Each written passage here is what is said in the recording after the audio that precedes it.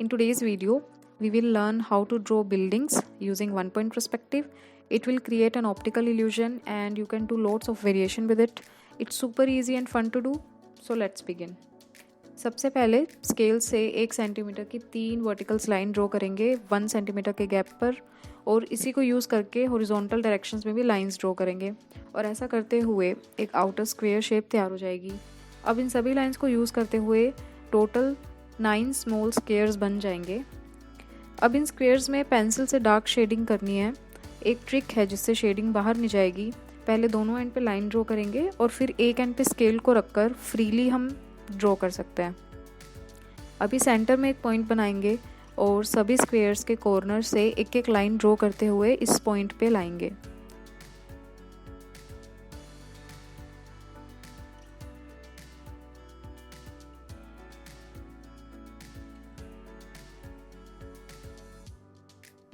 और फिर इसमें पेंसिल से लाइट शेडिंग करेंगे।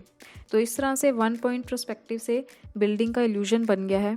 मैंने इसमें पेंसिल से शेडिंग की है। इसमें हम स्केच से भी डिफरेंट कलर कर सकते हैं या फिर लाइंस ड्रॉ करके डिफरेंट ऑप्टिकल इल्यूजन्स भी बना सकते हैं।